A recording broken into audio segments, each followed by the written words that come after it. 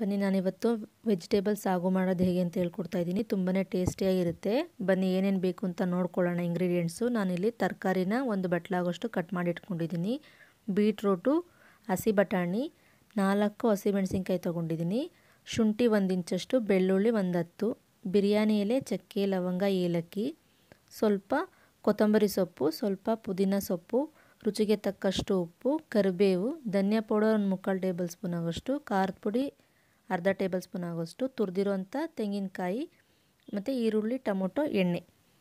First mixie ಜಾರ್ಗೆ ನಾವು ಮಸಾಲೆಗಳನ್ನೆಲ್ಲ ready ಮಾಡ್ಕೊಂಬಿಡೋಣ ಏನೇನು ಬೇಕು ಅಂತ. ಒಂದು ಅರ್ಧ ಈರುಳ್ಳಿ ಹಾಕ್ತಾಯಿದ್ದೀನಿ, ಅದಕ್ಕೇ ಒಂದು ಅರ್ಧ ಟೊಮೊಟೊ ಹಾಕ್ತಾಯಿದ್ದೀನಿ. ನಾನಿಲ್ಲಿ ತೊಗೊಂಡಿದ್ನಲ್ಲ ಆವಾಗಲೇ 2 ತೋರಿಸಿದ್ನಲ್ಲ, ಅದರಲ್ಲೇ ಅರ್ಧ ಹಾಕ್ತಾಯಿದ್ದೀನಿ. ಅರ್ಧ ಈರುಳ್ಳಿ, ಅರ್ಧ ಟೊಮೊಟೊ ಹಾಕ್ತಾಯಿದ್ದೀನಿ. ನಿಮಗೆ ಗ್ರೇವಿ ಜಾಸ್ತಿ ಬೇಕು ಅಂತಂದರೆ ಜಾಸ್ತಿ ಹಾಕ್ಕೊಳ್ಳಿ. ಮತ್ತು ತೆಂಗಿನಕಾಯಿ ತುರಿ ಹಾಕ್ತಾಯಿದ್ದೀನಿ, ತುರಿದಿರೋಂಥದ್ದು. ಇದು ಅಷ್ಟೇ ಸ್ವಲ್ಪ ಹಾಕ್ತಾಯಿದ್ದೀನಿ, ಒಂದು 1/4 ಬಟ್ಲಾಗೋಷ್ಟು ಹಾಕ್ತಾಯಿದ್ದೀನಿ. ಪುದೀನ ಸೊಪ್ಪು ಸ್ವಲ್ಪ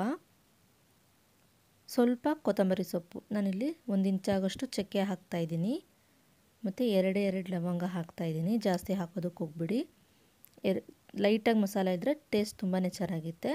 ಶುಂಠಿ, ಬೆಳ್ಳುಳ್ಳಿ 1 ಇಂಚಾಗೋಷ್ಟು ನಾನು ಶುಂಠಿ ತೊಗೊಂಡಿದ್ದೀನಿ. ಒಂದು 10ರಿಂದ 15 ಎಸಳು ಬೆಳ್ಳುಳ್ಳಿ ತೊಗೊಂಡಿದ್ದೀನಿ. 4 ಹಸಿಮೆಣಸಿನ್ಕಾಯಿ ತೊಗೊಂಡಿದ್ದೀನಿ. ಯಾಕಂದರೆ ಖಾರದ ಪುಡಿ ಯೂಸ್ ಮಾಡ್ತೀವಿ, ಹಾಗಾಗಿ ಸ್ವಲ್ಪನೇ ತೊಗೊಂಡಿದ್ದೀನಿ ನಾನು. ಇವಾಗ ಇದಕ್ಕೆ ನಾನು ಖಾರದ ಪುಡಿ ಹಾಕ್ತಾಯಿದ್ದೀನಿ. ನಾನಿಲ್ಲಿ ಒಂದು ಅರ್ಧ ಟೇಬಲ್ ಸ್ಪೂನ್ ಆಗೋಷ್ಟು ಖಾರದ ಪುಡಿ ಹಾಕ್ತಾಯಿದ್ದೀನಿ. ಮೆಣಸಿನ್ಕಾಯಿ ಕೂಡ ಹಾಕಿರ್ತೀವಿ, ನೋಡಿಕೊಂಡು ಖಾರದ ಪುಡಿ ಹಾಕ್ಕೊಳ್ಳಿ. 1/4 ಟೇಬಲ್ ಸ್ಪೂನ್ ಆಗೋಷ್ಟು ನಾನು ಧನಿಯಾ ಪೌಡರ್ನ ಹಾಕ್ತಾಯಿದ್ದೀನಿ. ಇವಾಗ ಇದಕ್ಕೆ ಸ್ವಲ್ಪನೇ ನೀರು ಹಾಕ್ಕೊಂಡು ನುಣ್ಣಗೆ ರುಬ್ಕೊಳ್ಬೇಕು, ಗಟ್ಟಿಯಾಗಿ ರುಬ್ಕೊಳ್ಬೇಕು. ನುಣ್ಣಗೆ ರುಬ್ಬಿದ್ರೆ ಗ್ರೇವಿ ತುಂಬಾ ಗಟ್ಟಿಯಾಗಿ ಚೆನ್ನಾಗಿ ಬರುತ್ತೆ. ಬನ್ನಿ ಹೇಗೆ ಮಾಡೋದು ಅಂತ ನೋಡ್ಕೊಳ್ಳೋಣ.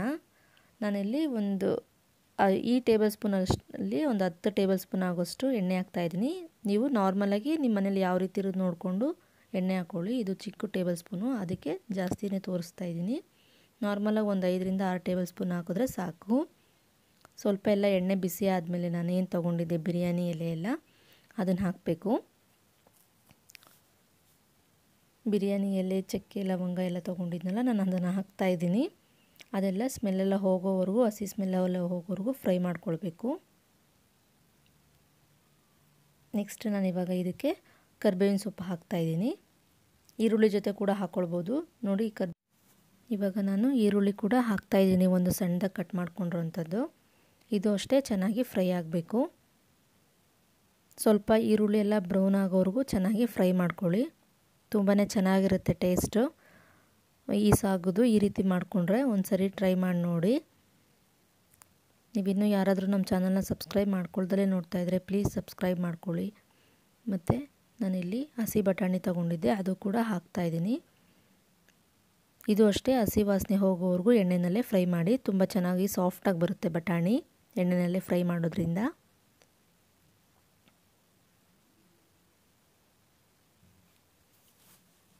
ಇದೆಲ್ಲ ಒಂದು ಸ್ವಲ್ಪ ಎಲ್ಲ ಫ್ರೈ ಆದಮೇಲೆ ನಾನು ತರಕಾರಿಗಳನ್ನ ಹಚ್ಚಿಟ್ಕೊಂಡಿದ್ನಲ್ಲ ಅದನ್ನು ಹಾಕ್ತಾಯಿದ್ದೀನಿ. ಇದರಲ್ಲಿ ಬೀನ್ಸ್ ಇದೆ, ಕ್ಯಾರೆಟ್ ಇದೆ, ಮತ್ತು ಆಲೂಗಡ್ಡೆ ಇದೆ. ಇದು ಕೂಡ ಚೆನ್ನಾಗಿ ಫ್ರೈ ಆಗಬೇಕು. ನೆಕ್ಸ್ಟ್ ನಾನು ಬೀಟ್ರೂಟ್ ಕೂಡ ಹಾಕ್ತಾಯಿದ್ದೀನಿ. ಎಲ್ಲ ತರಕಾರಿಗಳು ಒಟ್ಟಿಗೆ ಸೇರಿದಂಗೆ ಆಗುತ್ತೆ ನಮ್ಮ ಬಾಡಿಗೆ. ಒಂದೊಂದೇ ಸಪ್ರೇಟ್ ಎತ್ತಿಡೋ ಅಷ್ಟೇನು ಅವಶ್ಯಕತೆ ಇರಲ್ಲ. ಇದು ಅಷ್ಟೇ ಎಣ್ಣೆನಲ್ಲೇ ಚೆನ್ನಾಗಿ ಫ್ರೈ ಆಗಬೇಕು. ತರಕಾರಿ ಕೂಡ ಆರೋಗ್ಯಕ್ಕೆ ಒಳ್ಳೆಯದು. ಇವಾಗ ನಾನು ಇದಕ್ಕೆ ಉಪ್ಪು ಹಾಕ್ತಾಯಿದ್ದೀನಿ. ನಿಮ್ಮ ಟೇಸ್ಟಿಗೆ ತಕ್ಕಂಗೆ ನೋಡಿಕೊಂಡು ಉಪ್ಪು ಹಾಕ್ಕೊಳ್ಳಿ. ಎಲ್ಲ ಎಣ್ಣೆಯಲ್ಲಿ ಚೆನ್ನಾಗಿ ಫ್ರೈ ಆಗಬೇಕು. ಎಣ್ಣೆಯಲ್ಲಿ ಚೆನ್ನಾಗಿ ಫ್ರೈ ಆದಷ್ಟು ಟೇಸ್ಟ್ ತುಂಬಾ ಚೆನ್ನಾಗಿ ಬರುತ್ತೆ. ತರಕಾರಿಗಳನ್ನೆಲ್ಲ ಕ್ಲೀನಾಗಿ ವಾಶ್ ಮಾಡಿ ಎತ್ತಿಟ್ಕೊಳ್ಳಿ ಇವಾಗ ಹೊರಗಡೆಯಿಂದ ತಂದಮೇಲೆ. ಇದು ಅಷ್ಟೇ ನಾನಿವಾಗ ಫ್ರೈ ಮಾಡ್ತಾಯಿದ್ದೀನಿ. ಎಣ್ಣೆನಲ್ಲೇ ಆದಷ್ಟು ಫ್ರೈ ಮಾಡಿ, ಟೇಸ್ಟ್ ತುಂಬ ಚೆನ್ನಾಗಿ ಬರುತ್ತೆ. ಇವಾಗ ಲಾಸ್ಟಲ್ಲಿ ನಾನು ಟೊಮೊಟೊ ಹಾಕ್ತಾಯಿದ್ದೀನಿ. ಇದು ಅಷ್ಟೇ ಚೆನ್ನಾಗಿ ಫ್ರೈ ಮಾಡೋಣ. ಟೊಮೊಟೊ ಹಾಕಿರೋದ್ರಿಂದ ನೀರಿನಂಶ ಬಿಡುತ್ತೆ. ನೋಡ್ತಾ ಇರ್ಬೋದು ನೀವು, ನೀರಿನಂಶ ಎಲ್ಲ ಬಿಟ್ಟಿದೆ. ಸ್ವಲ್ಪ ಫ್ರೈ ಕೂಡ ಆಗಿದೆ ಎಲ್ಲ ತರಕಾರಿಗಳು. ಇವಾಗ ನಾನು ರುಬ್ಬಿಟ್ಕೊಂಡಿರೋಂಥ ಮಸಾಲ ಹಾಕ್ತಾಯಿದ್ದೀನಿ.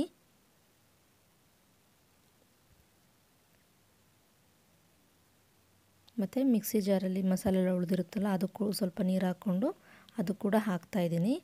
ಎಲ್ಲ ಚೆನ್ನಾಗಿ ಮಿಕ್ಸ್ ಮಾಡ್ಕೊಳ್ಳೋಣ. ನಿಮಗೆ ಗೊಜ್ಜು ಜಾಸ್ತಿ ಬೇಕು ಅಂತಂದರೆ ಈ ಟೈಮಲ್ಲಿ ನೀವು ನೀರು ಜಾಸ್ತಿ ಹಾಕ್ಕೊಳ್ಬೋದು. ಇಲ್ಲ ನಮ್ಗೆ ಇಷ್ಟೇ ಸಾಕು ಅಂತಂದರೆ ಇಷ್ಟೇ ಸಾಕು.